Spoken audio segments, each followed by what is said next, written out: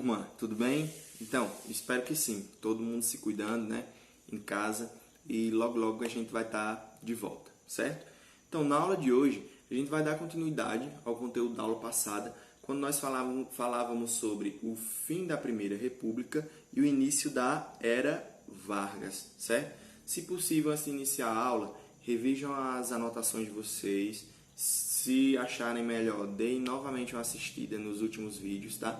Para esse conteúdo vir aí de uma forma mais fácil, tá? Na cabeça de vocês, tudo bem?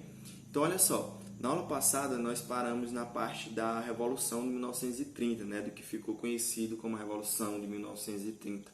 Foi quando Getúlio Vargas, aliado das forças militares, acabou dando um golpe, né? E assumindo o poder, assumindo a presidência do Brasil. Depois disso, pessoal, quando esse período que Getúlio Vargas toma o poder e assume a presidência do Brasil, ele vai ser chamado de governo provisório. E a principal, pessoal, característica desse governo provisório é que vai acontecer uma centralização de poder. O que é centralização? Esse poder vai ficar muito centralizado, muito concentrado nas mãos de um líder. Tá? Então, centralização de poder, quando a gente fala de política, de governo, é quando o controle das ações, o governo, ele fica centralizado na mão de um líder. Então, nesse período do governo provisório, vai ser um período onde Getúlio Vargas ele vai tentar concentrar o poder em suas mãos, ou seja, ele vai perseguir quem é da oposição. E quem era a principal oposição de Getúlio Vargas? Eram os paulistas, tá? Eram os paulistas. Lembra que os paulistas é que era um presidente paulista na época que Getúlio Vargas ele dá esse golpe e chega à presidência, certo? Então, o período do governo provisório vai ser marcado por uma tentativa de centralização do poder. Então, onde Getúlio vai tentar concentrar o poder em suas mãos. E como é que ele faz isso, pessoal? Ele, anota aí, viu? Lembrando, fazendo as anotações da aula. Ele fecha o Congresso, tá? Fecha o Congresso Nacional, ou seja, sem deputado, sem senador, fechou o Congresso, tá? Ele suspendeu a Constituição, que era a Constituição de 91, certo? De 1891. E o que é que ele vai fazer depois? Ele vai nomear os interventores. Quem são esses interventores? Os interventores, pessoal, ele vai nomear para ocupar o cargo de governador. Tá? Então, aquele governador que era eleito, que ia lá, o povo votava e escolhia, certo? Dessa vez vai ser escolhido a dedo pelo até então presidente Getúlio Vargas, certo? Então, esses vão ser chamados de interventores. Como o nome já diz, o interventor faz o quê? Ele intervém, né? Ele interfere. Interfere em quê? Nesse caso, na política, certo? Então, é óbvio, pessoal, é óbvio que Getúlio Vargas ele ia nomear alguém que fosse do interesse dele, né? Que seguisse as ideias dele, que fosse aliado dele. Com isso, o que é que ele está querendo fazer? Ele está tentando concentrar o poder, né? Centralizar o poder em suas mãos.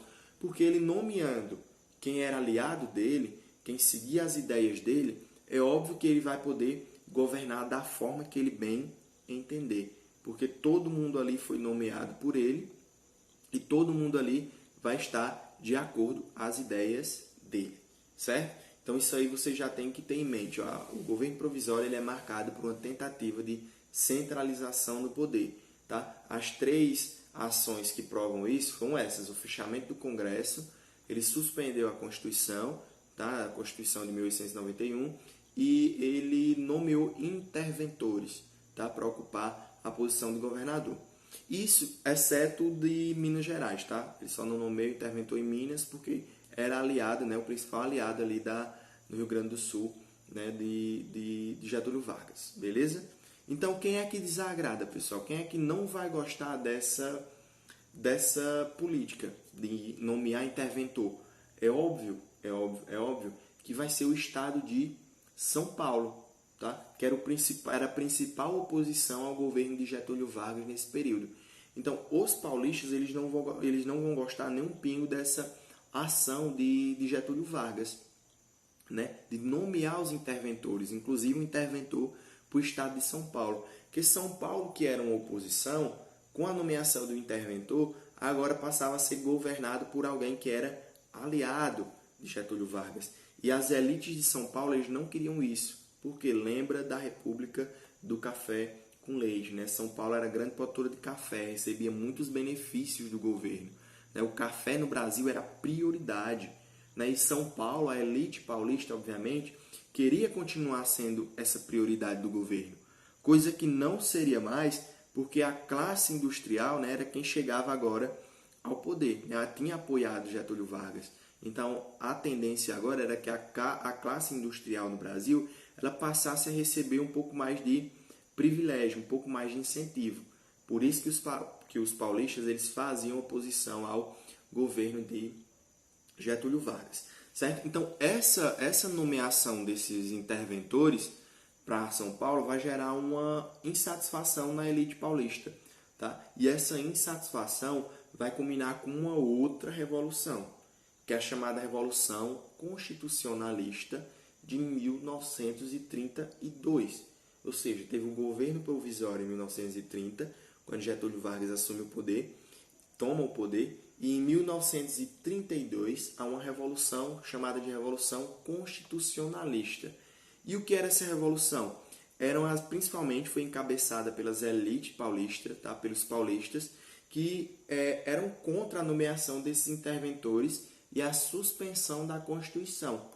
Então eles exigiam, tá? O direito de escolha do seu governador, do governador de São Paulo, e eles exigiam que o presidente Getúlio Vargas ele fizesse uma nova Constituição. Ou seja, eles eram totalmente contrários a essa centralização do poder que estava sendo aí proposta por Getúlio Vargas.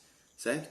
Então, quando vai lá em julho, tá? Em 9 de julho de 32, vai acontecer essa revolta. Antes disso, só voltando. Essa revolta vai culminar com uma série de manifestações. Eles vão para a rua protestar contra esse tipo de política adotada por Getúlio Vargas. Só que o clima fica tão tenso e Vargas ele fica tão irredutível, né? Não volta atrás até o momento, que essa revolta vai chegar às vias de fato. Vai acontecer um conflito direto entre os paulistas, né, o exército paulista, e o governo federal, e o governo de Getúlio Vargas, em 9 de julho de 1932. Certo? Acontece por quê? O que é que vocês têm que ter em mente? Por que essa revolução constitucionalista ela ocorre? Ela ocorre porque a elite paulista era contra essa política de centralização proposta pelo governo Vargas, né, com a suspensão do fechamento do Congresso, suspensão da Constituição e a nomeação de interventores. Por que eles eram contra? Porque eles queriam um governo também que privilegiasse a produção de café, como era antes na Primeira República. Aí eles temiam que com a chegada de Vargas, né, o café ele perdesse prestígio no cenário econômico brasileiro. Então, por isso que havia essa disputa, né? Se vocês perceberem, é uma disputa tanto política quanto econômica. E o que é que vai acontecer, pessoal?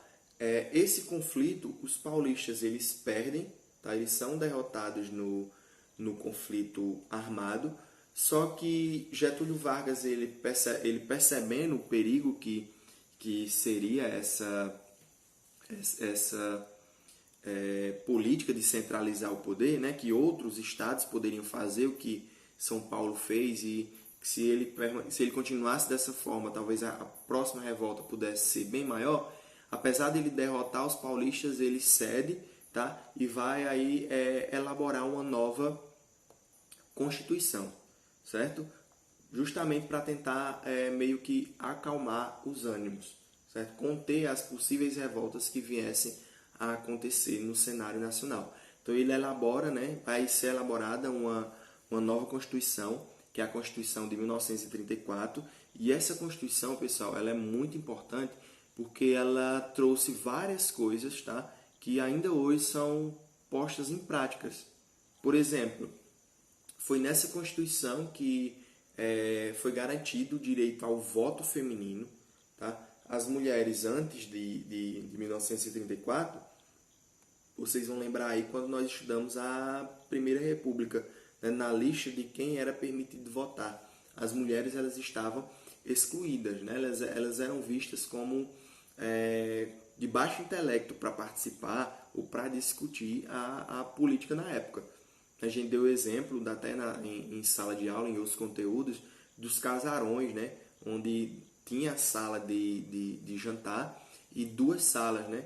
Geralmente uma sala que era para a reunião dos homens, onde eles se juntavam para discutir sobre política, e as mulheres nesse momento elas eram proibidas de entrar, né? Iam para outras salas para discutir outros assuntos, né? Às vezes discutiam, inclusive muitas vezes discutiam até política, só que não na frente dos homens, era proibido, né?